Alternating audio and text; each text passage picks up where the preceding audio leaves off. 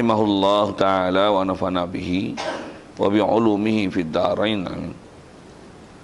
Kita di muka surat 20. Soal tu harus tu. Dia kata musannif rahimahullah ta'ala, dan harus bagi Allah Ta'ala menjadikan dan mengadamkan tiap-tiap mungkin atau meninggalkannya. Bermula dalilnya. Hadirin sekalian, pertama sekali marilah kita rasakan syukur, terima kasih pada Allah Ta'ala. Pagi ini masih Allah Ta'ala hidupkan kita. Dan hidup kita Allah Ta'ala bagi kita Islam. Mak ayah kita Islam, maka Islamlah kita. Syukur banyak-banyak kita dapat Islam. Lebih-lebih lagi syukur kita dapat iman, dengan makna Allah Ta'ala jadikan hati sanubari kita membenarkan, mengakui, mengiktiraf apa saja ajaran yang dibawa datang oleh Nabi kita Muhammad sallallahu alaihi wasallam. Dalam masa yang sama, di atas dijadikan kita membenarkan di hati apa ajaran yang dibawa oleh baginda Nabi sallallahu alaihi wasallam itu, dijadikan kita mudah untuk berada di majlis ilmu, menghadiri majlis ilmu. Masa yang sama dijadikan kita boleh taat, patuh perintah dia, meninggalkan larangannya. Kejadian dia kepada kita, menjadinya dia kepada kita itu dalam keadaan boleh taat, patuh pada perintah dia, meninggalkan larangannya. Itulah maksudnya menjadikan kita orang yang takwa, kerana taat, ikut perintah dia, meninggalkan larangannya. Umumnya itu disebut dengan namanya takwa, maksudnya memelihara hukum hakam yang Allah Ta'ala perintahkan kepada kita. Syukur banyak-banyak Allah Ta'ala jadikan kita Islam, iman, dalam keadaan boleh takwa padanya, dijadikan pula sihat lagi, ada kelapangan masa lagi, hidayat taufik masih lagi dikekalkan. Dengan itu ada keupayaan dan kemampuan kita pada pagi ini untuk solat subuh berjemaah di surau ini. Dan dengan limpah kurnia itu juga insya-Allah kita manfaatkan masa yang ada ini, meneruskan bacaan kitab kita daripada kitab Paku Iman insya-Allah. Baik, kata musannif, dan harus bagi Allah Ta'ala menjadikan dan mengadamkan tiap-tiap mungkin atau meninggalkannya.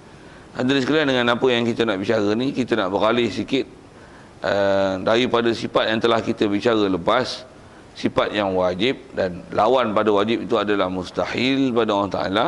Yang terdekat kita bicara adalah bab kalam. Dan kalau perhati kalam tu dengan angkanya sifat yang ke-13, jadi ada 13 dah wajib. Tentulah bila sabit 13 ni, tentulah secara mudahnya kita akan akui dan iktiraf bahawasanya tentulah di sebaliknya mustahil. Bila Allah Ta'ala ada, tentulah mustahil tiada. Dah kata dia kidam, tentulah mustahil dia baharu. Kata Allah Ta'ala kekal, mustahil dia akan binasa. Dia kuasa, mustahil dia lemah. Begitulah seterusnya dari segi sebut sifat yang mustahil itu. Baik, apa yang kita nak sambung ni kalau ikut adalah nak beralih pada perbicaraan sifat harus pada Allah Ta'ala. So, Allah Ta'ala mesti sifat sempurna. Jadi antara kesempurnaan dia ialah mesti apa yang menunjukkan kesempurnaan pada dia, itulah sifat dia. Dan apa yang tak munasabah dalam bab ketuhanan yang dinamakan mustahil, perkara itu adalah mesti dimustahilkan daripada dia. Dan ada antara sifat dia mesti tak dapat tidak, yang istilahnya akal menerima prinsip bahawasanya sifat ni boleh dan munasabah untuk dinisbahkan pada dia, dan dari sisi kebolehan dan keberangkalian nisbah Allah Ta'ala nak buat, boleh untuk dibuat ataupun tidak. Jadi atas nama dan istilah itu, dia termasuk dalam bab sifat harus pada Allah Ta'ala. Kalau sebut dengan angka yang kita dah belajar 13, jadi angka sifat wajib yang 13 ni ialah mengikut pendapat Abu Hasan Asy'ari. Kalau kita bilang dengan angka 20, itu adalah mengikut Abu Mansur Al-Maturidi. Itu di atas angka 13 dan 20. Dan kalau apa yang kita nak bicara ni adalah sifat harus, kalau orang tanya berapa sifat harus satu je. Dan walaupun satu, tapi dia merangkumi semua yang sepatutnya diiktikad kepada Allah Ta'ala dalam bab harus lah. Baik, apa dia perkataan sifat harus itu? Jadi sifat harus pada Allah Ta'ala satu saja. Apa dia harus pada Allah Ta'ala? Harus pada Allah Ta'ala menjadi dan mengadamkan. Adam tu bahasa Arab tu maksudnya meniadakan tiap-tiap mungkin ataupun meninggalkannya, menjadi atau mengadam. Mengadamkan mungkin. Kalau bahasa mudah kita sebut, bahasa kita sebut zaman lani punya bahasa lah, Bahasa kita baca tu bahasa klasik kan. Dan pula tu betul-betul translate daripada bahasa Arab tu. Fi'lun mumkinin au tarkuhu, tu bahasa Arab dia.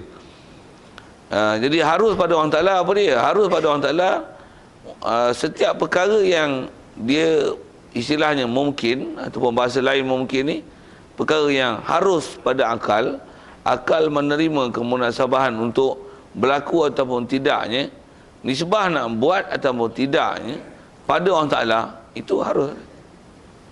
Bahasa mudah kata ini, katalah kita sekarang hidup, boleh tak dia bagi mati kita? Kenapa boleh tak? Kamu mungkin tu, adakah matinya kita ni mustahil? Tak. Jadi boleh tak dia mati yang kita? Boleh tak dia terus hidup yang kita? Kenapa boleh tak? Pasal bukanlah teruskan kita dan menyambungkan kelangsungan hidup ni satu benda yang impossible. It's not impossible. It is possible, isn't it? Itu pun tak boleh jawab. Okay. Yes. Very simple ni kan. Very simple soalan. Katalah sekarang kita susah, boleh tak dia senang kan? Kita sakit, boleh dia sembuh kan? Boleh, tak ada masalah tu. Tak ada masalah siapa? Tak ada masalah ke Allah Ta'ala. Maksud tak ada masalah tu, itu adalah perkara yang dia boleh buat. Dan disebab kita mengiktiraf dari si kebolehan apa dia nak buat tu, kalau kita baca Yasin tu, antara ayat yang selalu disebut ialah iza innama amruhu iza arada syai'an. Boleh sambung untuk reti lah tu, maksudnya tak payah terjemah tak pada tu. Okey.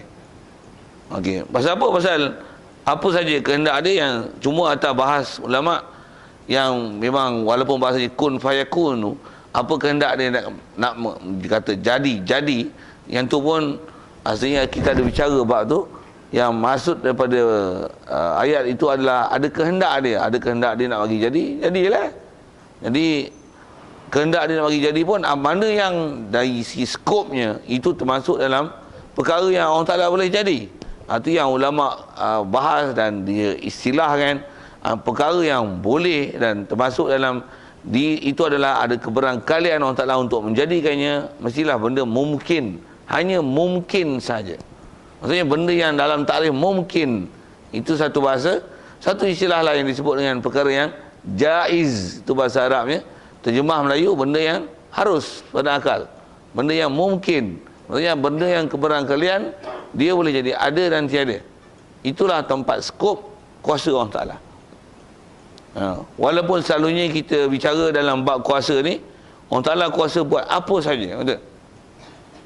Cuma apa saja ni, sikit tanya itu, yang kita bicara ni, dia macam ada batas tak? Allah Ta'ala buat apa?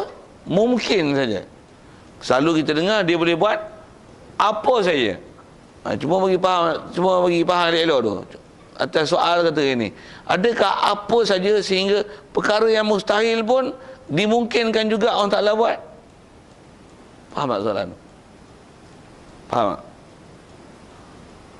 Antara contoh perkara mustahil, Allah Ta'ala berapa? Tuhan sebenar ni berapa? Boleh tak dia buat satu Tuhan lain macam dia? Takkan mungkinkan juga, bodoh tu. Tu yang kena tiang ulama dah spek dah untuk kita. Mesti nisbah keharusan Allah Ta'ala untuk buat ni, harus tu benda mana? Dia mestilah perkara yang termasuk dalam mungkin saja. Kerana apa-apa yang namanya mustahil itu bukan sifat harus pada Allah Ta'ala, bahkan is impossible. Kalau khusus kita sebut tadi, menjadikan Tuhan satu lagi, boleh faham? Adakah Tuhan satu lagi itu harus, mungkin? Is it possible? Why? Baru kita bicara bab Tuhan ni. Tuhan ni mesti dia kodim, betul tak? Mesti dia sedia. Bila kata Tuhan ni menjadikan Tuhan satu lagi, maksudnya itu bukan Tuhan lah weh. Pasal apa lemah? Pasal itu bukan Tuhan. Pasal apa? Dia dijadikan. Mana mungkin Tuhan boleh buat satu Tuhan lagi? Pasal Tuhan satu lagi itu bukan Tuhan. Itu adalah makhluk. Pasal dia dijadikan. Tuhan ni yang menjadikan sesuatu.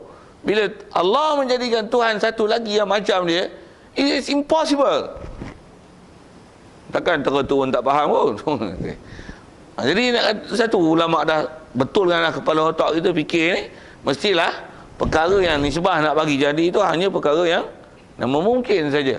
Perkara yang nama mustahil, tu tak dihubung kait, tak ditaklukkan. Ada juga istilah tu kita dah belajar dalam bab kudrat dulu, tak ditaklukkan pada kuasa Allah Ta'ala. Walaupun kita kata Allah Ta'ala sangat kuasa, maha kuasa, tapi kuasa dia kalau sampai perkara yang mustahil pun dikatakan dia kuasa, it is impossible. Tak mungkin macam tu. Satu, betulkan ayat itu, betulkan ayat itu, dan betulkan i'tiqad itu. Dan kita berbicara impossible ke possible ni adalah berdasarkan pembahagian kata dia mustahil ataupun harus itu. Begitu juga kepada wajib. Ini adalah mustahil, harus dan wajib akli, wajib akal. Jadi kalau itu mustahil, mustahil akal. Harus maksudnya harus akal. Walaupun harus akal ni kalau nisbah adat, dia mustahil adat. Pasal adat ni Allah yang bagi jadi. Baik, kita buat misal sikit. Masih asal nak bicaranya nak memahamkan ayat mungkinat itu kan. Misalnya kapal terbang tu dah jumpa belum? Boleh tak Allah Ta'ala nak bagi jadi kita jumpa kan kapal terbang itu? Boleh Bukan impossible lah ke? Boleh tak yang penumpangnya pun hidup lagi? Boleh tak? Boleh. Why? Bukan impossible lah ke? Ya betul. Harus pada Allah Ta'ala, betul. Nisbah Allah harus. Nisbah adat, tengok adatnya golib-golibnya. Kalau orang kampung dulu disebut apa? Golib-golibnya qalu lah. Qalu faham tak? Qalu tu maksudnya qalu inna lillahi wa inna ilaihi raji'un. Tapi qalu tu memang sebut depan. Qalu tu ni sambung belakang ujung sambung lah katanya. Qalu tu maksudnya mati lah. Golib-golibnya qalu ni dia memang tu. Qalu tu maksudnya mati lah. Sajalah tiru bahasa orang kampung sikit. Walaupun bahasa tu kadang tak apa betul. Patutnya bukan qalu, tapi dah jadi istilah dia apa? Macam mana pun nak sebut itu apa tu? Mustahil tu. Bukan mustahil, tu mustahil. Kalau kata mustahil, mustahil pada adat. Orang yang dah mati dalam kubur sekarang ni, kalau tengok pada hukum adatnya, hidup balik tak? Tak hidup dah. Tak hidup dah. Dah jadi tulang lah, reput, hancur. Adatnya macam mana? Dah hancur dah, nak hidup macam mana? Baru mati ni pun kalau kita ambil apa tu yang alat medik tu, saya nak sebut nama benda tu kat tadi. Yang benda buah telinga tu kata juga stetoskop kan, yang cit mati, bubuh tu hidup lagi tak? Tengok kat graf tu kan, kat hospital tu hidup lagi tak? Tu hidup lagi tak? Ada arti. Ni dah jadi reput dah, hidup lagi tak?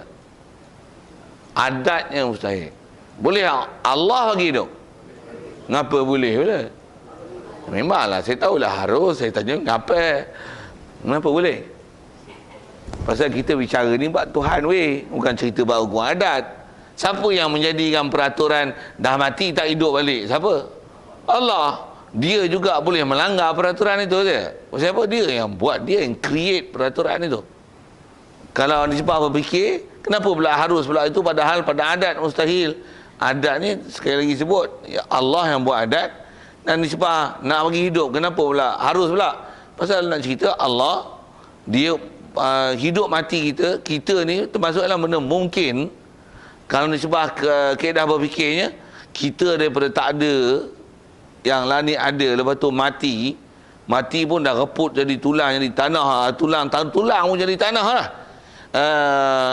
Daripada tak ada pun dia boleh bagi ada, apatah lagi dah ada, cuma nak bagi recreate balik lagi sekali je, lagilah harus. Tak ada pun dia boleh bagi ada, dah ada cuma nak bagi ada balik, takkan itu impossible? Benda yang tak ada pun possible pada Allah Ta'ala untuk dia bagi ada, apatah lagi benda yang dah ada untuk mati binasa. Yang bagi binasa pun dia yang bagi binasa, dia nak bagi ada balik. Is it impossible? No, it is possible. Itu mungkin, harus. Boleh kot? Faham kot? Boleh, mana sabar kan? Kita belajar tauhid sampai macam tu. Walaupun ada benda kita dah i'tiqad kan, Boleh tak mati orang Ta'ala hidupkan kita boleh? Boleh. Tapi pasal apa boleh pula? Kalau nisbah kita belajar, orang kata itikad, faham gitu je, dah orang Ta'ala kata boleh, boleh lah. Memanglah boleh jawab gitu. Tapi okey dah, berhujah dah, medali itu tak cantik. Kalau ada orang soal lagi, mula menggelabur jawab. Kalau kata boleh, kenapa yang dah mati ni tak hidup? Kenapa? Kenapa? Mesti boleh jawab tu. Kalau kata boleh, kenapa boleh pula? Bagi soalan mana-mana macam tu lah. Kalau tak ada pun dia boleh bagi ada. Apatah lagi dah ada, nak bagi ada balik. Lagilah mudah. Okey, siap. Satu dah atas bicaranya. Kita bicara ni, bicara bab ketuhanan. Satu mestilah kita punya kefahaman pada Allah Ta'ala perkara itu selagi nama mungkin, itu adalah harus. Dan disebah buatnya apa? Harus saja. Bukan mustahil. Bukan mustahil. Sekali kalau sebut ayatnya yang kata nisbah apa nama mungkin itu harus pada Allah Ta'ala, sekalipun pada hukum adatnya mustahil. Misalnya jatuh kapal terbang 40,000 kaki atas, terempas pula, bukan kat laut.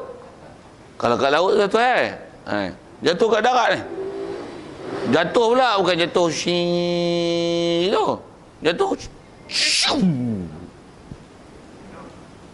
golip-golipnya macam mana? Dengar bunyi kampung sikit, golip-golipnya terolap. Maksudnya mati lah tu. Boleh tak? Jatuh, yang jatuh tu senyum ni tu, meletup pun tidak apa tu bang. Boleh tak? Mungkin. Tapi golip-golipnya tengok tak jadi tu, tak jadi tu. Tapi boleh tak orang salah gini tu? Kenapa boleh pula? Pasal nisbah Allah nak buat perkara tu harus. Ya.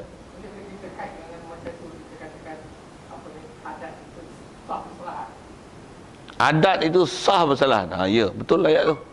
Jadi yang tu yang saya nak bagi contoh tu, tu lah tu. Maksudnya perkara yang hukum adat, walaupun hukum adat ni pun dari segi pembahagian dia pun ada wajib, mustahil, harus pada hukum adat. Tapi adat dia harus bersalahan. Apa banding dengan kita bagi contoh hukum akal tadi. Hukum akal ni pembahagian ni pun wajib, mustahil, harus. Tapi hukum akal dia mustahil bersalahan. Yang kalau kata Tuhan menjadikan Tuhan satu lagi, adanya Tuhan satu lagi adalah mustahil. Dan mustahil tu bukan mustahil adat, dia adalah mustahil akal. Jatuh kapal terbang 40,000 kaki, terjunam pula tu, meletup pula tu, meletup pula, bukan meletup pop, bukan itu,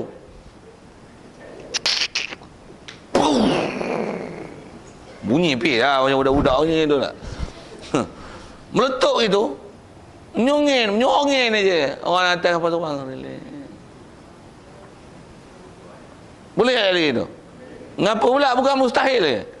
Tak, pasal itu bukan faktor mustahil akal. Dia adalah dah. Jadi adat dia boleh menyalahi. Berbanding dengan mustahil akal. Mustahil akal, mana boleh? Mana boleh? Yang mustahil akal, dia kata mana boleh tu sekalipun dinisbahkan pada kekuasaan Allah. Pasal bila benda tu mustahil akal, sekalipun disebah pada kekuasaan Allah Ta'ala, dia mustahil, tetap mustahil. Kalau mustahil tu mustahil akal. Kalau mustahil tu mustahil adat, bila nisbah pada Allah Ta'ala, dia adalah harus. Yang ni yang kena pengamatan panjang. Yang ni yang kita kena ada kemahiran berfikir dengan betul. Pasal kadang-kadang kita punya kebolehan nak menilai mana yang hukum adat dan hukum akal tu, yang tu dia tumpul, bunyi perak sikit, tumpul. Ada orang dia mustahilkan pada Allah Ta'ala hatta pada hukum adat pun. Misalnya ni, boleh tak unsur haiwan jadi unsur tumbuhan? Rimau itu jadi pokok pisang, boleh tak? Rimau jadi pokok pisang, mana lah? Boleh tak unsur tumbuhan jadi haiwan, boleh tak? Adat tak boleh. Tapi kalau nisbah dengan kuasa Allah, boleh. Ngapa boleh pula? Pasal itu hanya mustahil adat. Mustahil adat. Jadi asal nak bicaranya ada, kalau dengan apa kita bicara ni, Kena faham tentang mustahil lah. Jadi jadi ada hukum adat, ada hukum akal. Ya. Yang tu yang kita kena ada kemahiran tu kalau kita mengaji. Tu yang kena ngaji sampai mahir, sampai reti, sampai pakar kalau ikut. Pasal dia berakidah tu sepatutnya setiap kita ni walaupun tak ustazah tapi berakidah tu dari segi nak kebolehan menilai mana yang nama mustahil pada akal, pada mustahil pada adat, dia boleh beza. Dan bila dia mustahil pada akal, dia takkan menyalahi. Kalau mustahil pada adat, dia boleh menyalahi. Tentu kalau kata unsur tumbuhan jadi haiwan, adatnya mustahil. Tongkat jadi ular, tak boleh, tak percaya. Tongkat ada duduk luar? Ada duduk luar? Ada sini ke ada luar? Cuba baling awak jadi ular. Mampus tak jadi ular. Tak jadi ular tuan. Pasal apa? Mana boleh tongkat jadi ular? Itu yang Nabi Musa tu tongkat dia boleh jadi ular lah. Kenapa? Jawab. Pasal dia mustahil adat aja. Walaupun tongkat dia unsur tumbuhan kan. Walaupun tumbuhan dah jadi tongkat, biasanya dia jamat, dia benda mati lah. Bukan tumbuhan hidup dah. Tapi boleh ke jadi haiwan? Boleh. Cuma yang tongkat kita baling pasal apa? Tak jadi. Tak jadi pasal itu peraturan adat. Peraturan cause effect. Berdasarkan yang Allah Ta'ala yang menjadikan peraturan itu, kalau dah jadi tongkat itu tak jadi ular lah. Tapi kalau tengok dari segi, kalau kita analisa di fakta kejadian, haiwan ni sebenarnya jadi dia daripada unsur-unsur tumbuhan lah. Daripada unsur tumbuhan lah jadi haiwan. Betul ke saya? Telur ayam, macam mana ayam telur jadi telur? Mesti proses persenyawaan dia. Proses persenyawaan main mana benih? Daripada makanan. Makanan ayam makan apa? Makan gandum, makan dedak, makan rumput. Betul tak? Rumput apa? Tumbuhan. Untuk yang tu jadi benih dia, betul tak? Antaranya. Katalah lembu. Lembu makan apa? Makan ayam. Lembu makan rumput lah. Daripada rumput yang dia makan tu yang menyebabkan jadi benih dia. Daripada benih ni bila berlaku persenyawaan, bahasa sains lagi kan, berlaku persenyawaan, maka akan hasil lah anak kan. Dia punya genetik dia, macam tu lah bahasa dia situ kot. Bahasa mudah beranak lah. Macam mana anak adalah unsur haiwan, makanan dia rumput, rumput boleh bertukar jadi benih, boleh jadi haiwan. Sebenarnya memang realiti hak tu sebenarnya. Unsur haiwan boleh bertukar, unsur tumbuhan boleh bertukar jadi haiwan, cuma dia melalui proses. Hukum adat dia with proses, take time. Sebab tu mesti proses yang betul. Tanpa proses yang betul tak jadi. Dan macam mana pun itu, siapa yang buat proses tu? Allah yang memperaturankan proses itu. Jadi bila kata benda yang menyalahi adat, yang pada Allah Ta'ala adalah harus. Pasal apa harus? Pasal Allah Ta'ala dia yang buat proses, dan dia boleh menafikan proses itu dan mentakhajatkan proses itu. Boleh tumbuhan dengan tanpa proses jadi makanan, jadi benih, persenyawaan, barulah jadi haiwan. Bahkan dia boleh tukar semata-mata tumbuhan boleh jadi haiwan tanpa melalui proses. Itu yang tongkat boleh jadi ular. Tak ada mustahil. Tak ada mustahil. Itu yang unsur haiwan boleh jadi tumbuhan pun bukan benda mustahil. Bukan jadi tumbuhan, bahkan jadi bahan serapan tumbuhan, jadi makanan tumbuhan. Apa tu? Binatang mati raput jadi baja, tumbuhan sedut, tumbuhan pula makan haiwan. Itu dengan proses, proses. Apa saya nak sebut semua tu sebagai sikit contoh je nak menunjukkan apa benda yang nama hukum adat, hukum akal. Asal ayat yang tadi boleh dikatakan hukum adat ni dia boleh menyalahi. Hukum adat dia boleh menyalahi peraturan, tapi kalau hukum akal dia tidak akan menyalahi. Satu sekali soalan nak pandai jawab. Walaupun rasanya pernah soal kat sini rasanya. Boleh tak Allah Ta'ala buat satu batu tu berat sampai dia pun tak larat angkat? Boleh tak? Apa punya soalan ni? Tak kira lah apa punya soalan, mikir sikit. Boleh dibuat satu batu tu punya berat sampai dia pun tak larat angkat? Boleh tak? Boleh? Boleh sama dia tak larang angkat? Apa yang boleh? Boleh tak larang angkat tu? Boleh buat batu tu? Oh tu kalau sambung dengan cerita tu, mustahil lah. Kenapa mustahil pula? Takkan ada sesuatu yang disebut makhluk yang kena jadi, Allah bagi jadi, lepas tu dengan sebab dia bagi jadi, mustahil pula untuk dia nak buat sesuatu pada benda yang kena jadi. Kelakar itu. Dia yang buat batu tu punya besar, mai dia tak larang angkat.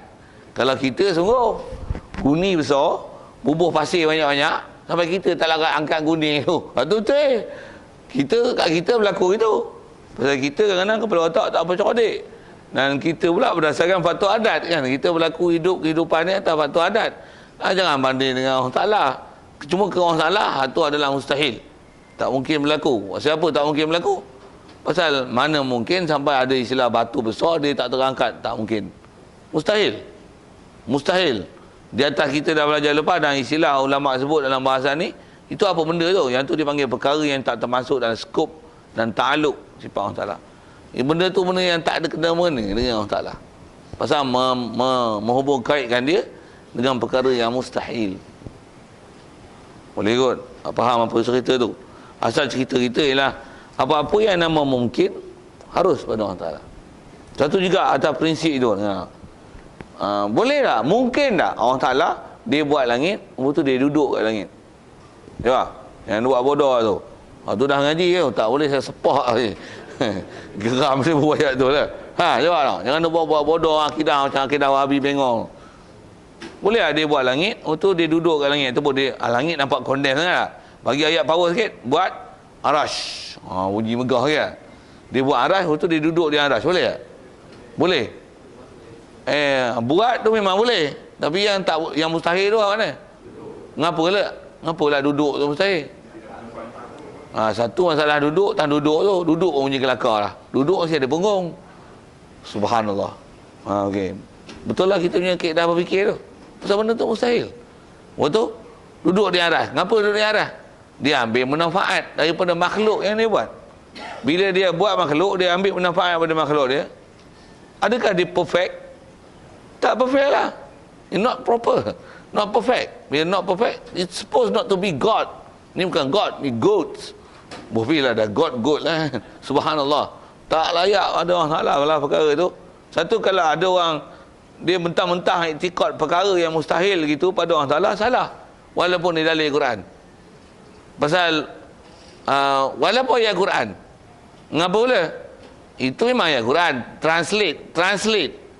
Translate je. Tapi takkan bodoh-bodoh bagi iktikad itu.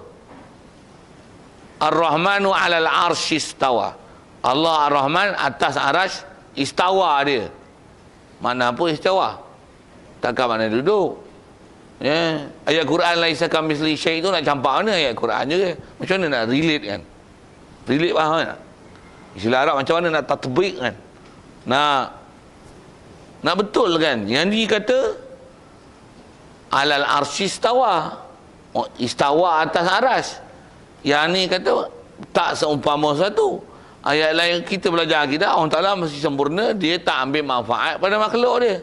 Bila duduk ke aras, maksudnya ambil makhluk. Ambil manfaat pada makhluk. Macam mana tu?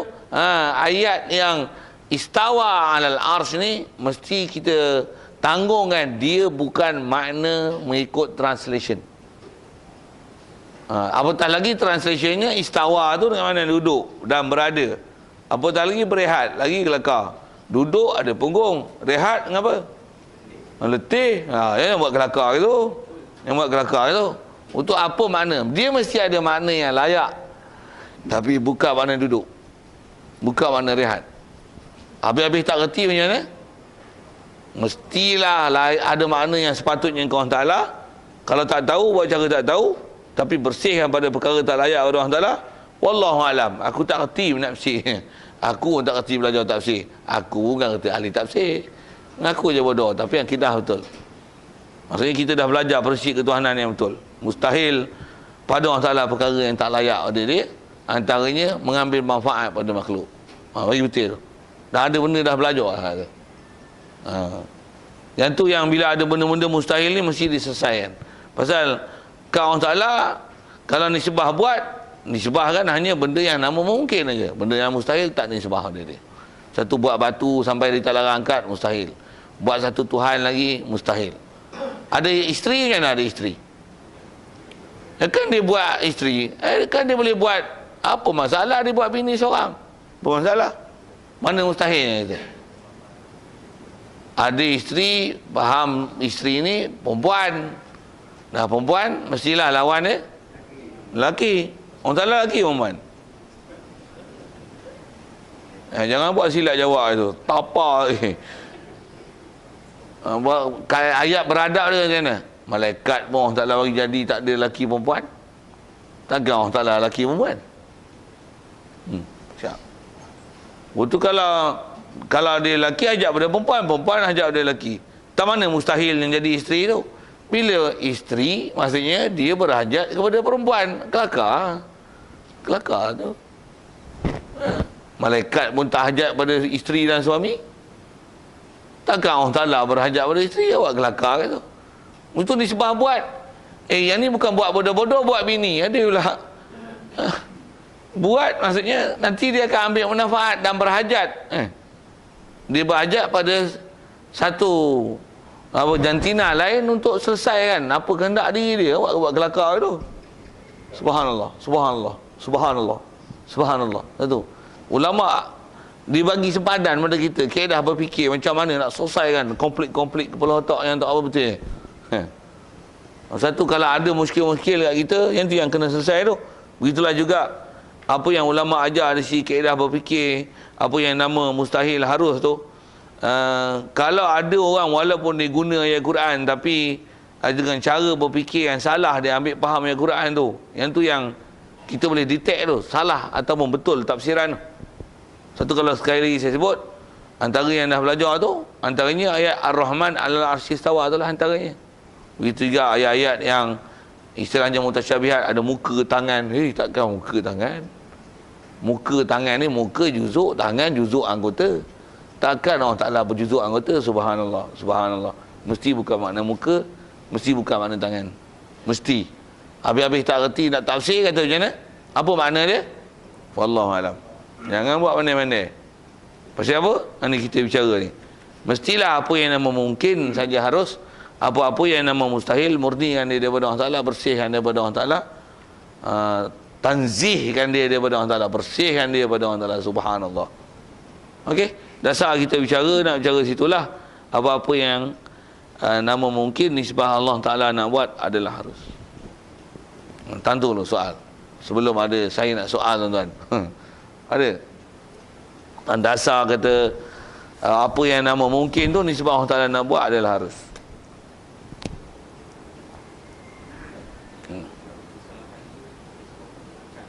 Kuat sikit. Okey. Ya, harus bersalahan tu maksudnya apa-apa yang mustahil pada adat tetapi pada hukum akal dia lah harus. Jatuh tu yang jatuh kapal terbang 40, bukan 40, 400,000 kaki di atas jatuh. Meletup pula. Habis asap apa semua, tengok semua penumpang nyongennya, subhanallah, alhamdulillah, Allah akbar. Adatnya mustahil, tapi nisbah Allah Ta'ala nak buat harus. Itu yang berlaku pada Nabi Ibrahim AS.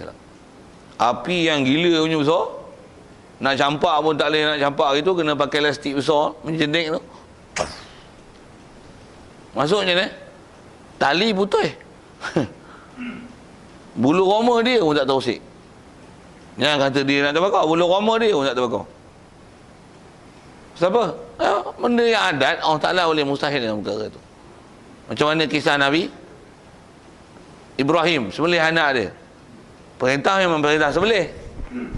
Perintah pun adalah wahyu. Wahyu pun pasal dia orang Nabi, Rasul. Mimpi Nabi Rasul adalah wahyu. Nak sembelih anak dia. Bila tanya anak pula, anak pun, anak adalah Nabi dan Rasul. Qad saddaqatar ru'ya. Betul mimpi kau ni, ya, wahai abang aku. Bapak dia tanya, ya abati, ini ra'aitu fil manam anni azbahuka fanzur maza tara. Aku mimpi aku sembelih kau, apa pandangan kau? Dua-dua Nabi Rasul. Betul apa ni? Fa'al ma tu'mar satajiduni insya-Allah minas salihin. Apa yang Allah Taala perintah tu buat je. Mimpi Nabi Rasul boleh buat. Mimpi kita jangan nak buat pasal. Macam mana saya nak cerita apa? Bila sembelih asah punya tajam tu. Gonyong tak jadi apa. Padahal tengkok kita ni Allah. Golok bodoh pun kalau hirih luka weh. Jadi kalau ikut kisah ni Nabi Ibrahim asah ni. Sampai batu dites. Ya buat gonyong tak jadi apa Batu dites. Belah batu belah. Saya apa? Siap, selesai. Nak tunjuk apa? Walaupun batu boleh belah, tengkuk kulit tak luka. Boleh orang tak labang itu? Kenapa boleh? Benda yang walaupun mustahil pada adat, tapi nisbah Allah nak buat itu adalah harus. Nak bicara situ. Dia rasa kita sebut jawapan tu. Sebab perbezaan tu. Ada lain kita tu. Tak ada saya lah pula soal tuan-tuan. Boleh tak kiamat esok? Yang ni pun soalan ni pernah tanya, cuma atas bab kita ni tanya tak sekali lagi. Boleh tak kiamat? Allah Ta'ala bagi kiamat esok? Tanya boleh tak? Ada tak tanda-tanda kiamat esok? Ada? Tak ada. Walaupun tak ada tanda kiamat, boleh tak dia bagi kiamat? Boleh. Okey, kalau itu soal, kiamat tak esok? Tadi dia kata boleh, ni dia pula. Apa punya kaedah fikir ni? Pada adatnya tidak. Tapi nisbah boleh tak? Untuk kiamat dah esok? Tidak. Wallahu alam. Wallahu alam tu tak tahu ke macam mana tu? Dengar, kalau kita macam mana pun dari si kaedah berfikir macam tadilah, maksudnya boleh ke kiamat esok? Kalau nisbah Allah tak nak buat, boleh, pasal dia termasuk benda mungkin asalnya. Tapi kalau tengok berdasarkan adat, nak kiamat, ke mana tanda nak kiamat tu tak ada, tapi nisbah Allah Ta'ala nak buat, boleh. Baik, itu satu hal, itu bab ukur akal tau. Kalau pandang pada sudut janji, kiamat lah esok. Ngapa tidak lah tak kiamat esok? Weh, nak kiamat ada alamat-alamat besar lah. Kita cari common knowledge, apa alamat besar yang Dajjal. Mesti pula ada bila Dajjal dia datang Nabi Isa bunuh Dajjal. Tak ada lagi, Dajjal tak ada lagi. Dajjal hak mata satu tu. Tak ada lagi. Tak ada lagi, tak kiamat lagi lah esok. Tidak, tak percaya tunggu. Tak kiamat. Macam mana boleh buat keputusan itu pula? Padahal kan harus tadi. Memang asalnya harus, tetapi apabila ada ketentuan datang daripada Allah Ta'ala, yang Allah Ta'ala maklumkan perkara itu, dia tidak akan menyalahi perkara itu. Walaupun asalnya benda mungkin, tapi di atas keputusan dia, janji dia, kiamat mesti ada alamat kiamat. Takkan berlaku kiamat melainkan ada alamat kiamat. Esok bukan wallahu alam kiamat tak kiamat. Takkan kiamat. Kalau bang itikad, takkan kiamat. Takkan kiamat. Okey, itu satu. Soal lagi sekali. Masih dalam bab janji, dalam bab janji. Walaupun asalnya harus. Boleh tak Allah Ta'ala masukkan orang yang mati kafir? Kafir ni pun kafir dapat seruan Islam, tapi dia tak mahu masuk Islam. Mati kafir lah tu. Lawan Islam lah tu. Boleh tak Allah Ta'ala bubuhkan dia dalam syurga? Boleh tak? Soal. Habis itu masuk syurga tak dia mahu esok? Tidak. Kenapa? Tidak pula tadi boleh? Pasal berdasarkan faktor janji. Janji dia lah, takkan ada orang kafir yang terima seruan Islam, dakwah Islam, masuk dalam syurga. Tak mungkin sama sekali. Tak mungkin. Kebarangkalian masuk ke syurga itu mustahil. Jangan kata masuk, bau pun tidak. Jangan kata masuk. Pasal apa? Faktor janji.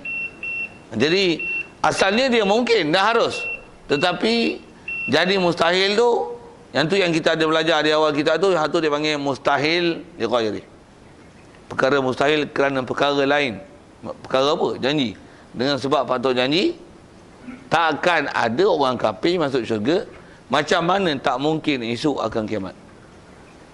esok takkan kiamat. Kalau tanya 20 tahun lagi, tu jangan tanya saya. 20 tahun lagi. Pasal macam-macam kemungkinan boleh berlaku kan. Dari segi kemungkinan harus berlaku. Harus berlaku. Ya.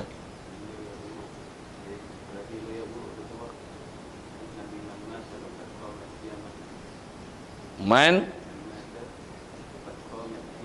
Oh, dia nak layan buruk gitu. Panjang cerita tu, loya buruk yang tu tak payah layan lah. Nama pun loya buruk. Loya buruk ni burah ya. Okey. Faham ke tuan soalan tu tadi? Kalau ada orang kata macam ni, dia sebut, ada Nabi sebut ke ni, man mata qad qamat kiamat tu. Siapa yang mati maka jadilah kiamat pada dia. Kiamat kecil lah. Tuan-tuan pandai hurai dah. Okey lah tu. Okey lah. Loya buruk lah balik. Jawab, kira kiamat kecil tu. Selesai. Antara mana kiamat tu apa? Mana hancur, ada kiamat, mana hancur, ada kiamat dengan mana bangun semula daripada kubur. Tu pun syarah panjang lah. Ada bab jumpa nanti lah. Nanti lah, kami insul lah. Kalau panjang kan. Asal saya nak tanya tadi tu, yang kata dalam soal tu, bab tu lah yang kata, asalnya walaupun ada perkara harus, mungkin, dan akal pun menerima keharusan dia, tetapi di atas faktor janji dan janji Allah Ta'ala, dia tidak akan menyalahi janji. Dan disebabkan i'tikad, kita wajib i'tikad, itu mustahil. Mustahil kiamat esok. Kalau contoh soalan esok tadi, mustahil orang kafir masuk dalam syurga. Yang kata masuk, bau ni tak. Bau ni tak. Begitu juga satu lagi faktor mustahil ni. Kena faham. Pasal bila ada orang lawan kita, kita kerti nak jawab. Yang kata dia adalah istilahnya mustahil li ghairi. Maksudnya dia mustahil disebabkan faktor janji. Misalnya, Allah Ta'ala hak dia, betul tak? Hak dia untuk dia hantar Nabi Rasul, betul tak? Betul kan? Boleh tak dia hantar Nabi dan Rasul yang di kalangan orang Melayu, boleh tak? Ikut dia lah. Harus tak? Soal, ada tak Nabi Melayu? Tak ada. Tak ada, jangan buat tak tahu. Tapi ada tak orang Melayu mengaku jadi Nabi? Itu buat macam mana tu? Dari segi hukum murtad tu, kenapa lah murtad kan harus? Kenapa mustahil pula? Saya nak tanya jawapan tu. Kenapa mustahil pula?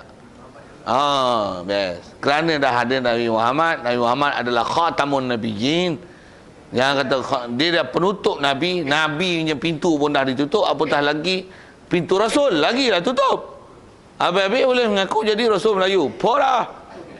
Kata Allah Ta'ala kuasa. Dia boleh hantar Nabi siapa-siapa yang dia nak hantar. Yang awak siapa? Awak bukan Tuhan, katanya. Memang aku bukan Tuhan, tapi aku beriman dengan Rasul Tuhan. Yang Rasul Tuhan tu Nabi Muhammad, aku percaya dia adalah penutup Nabi. Engkau ni bukan Nabi. Buatlah bahasa apa pun. Saya sebut selalu tu. Itulah kan, tak mahu sebut lah. Okay. Yang ni bukan Nabi, merepek. Habis-habis dia tengok dia pun semua naik turun mahkamah. Saya bagi surat letak jawatan lah. Kelakar itu orang tua tu. Macam-macam lah kita tengok manusia ni yang jenis terpahaman tak betul ni, merepek macam-macam lah. Macam mana pun asal bicaranya, bab Rasul tu kalau ikut arus, betul? Dia boleh hantar. Sampai lah ni pun boleh lah Allah Ta'ala hantar Nabi lagi. Rezeki boleh tak? Boleh. Betul kenapa tak ada? Pasal dia telah menutup. Dia yang telah menutupkan, mengkhatamkan dan memperaturankan. Dia yang telah menjanjikan tidak akan ada lagi Nabi selepas daripada kebangkitan Nabi Muhammad SAW. Itulah mungkin janji. Dia tak akan mungkin janji. Dan disebabkan i'tikad, kita wajib i'tikad. Memang tidak akan ada Nabi lagi. Jadi kalau ada orang mengaku juga dia Nabi, yang tu yang kena faham bab akidah. Dari sisi kalau kerajaan, dia kena ambil tindakan daripada orang itu. Hukum murtad, jadi dia kena selesaikan hukum murtad kat dia. Panggil, jumpa, betulkan balik akidah dia. Kalau dia insaf, syahadah lain, tarik balik apa dia cakap, masih Islam lagi. Tapi kalau engkau duk degil itu, tak boleh biar, bunuh.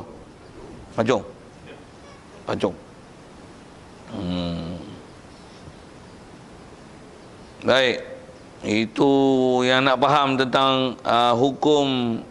Asalnya akal kata harus, tapi bila dia bertentangan dengan janji dan menyalahi pula akidah, tu naklah dimustahilkan.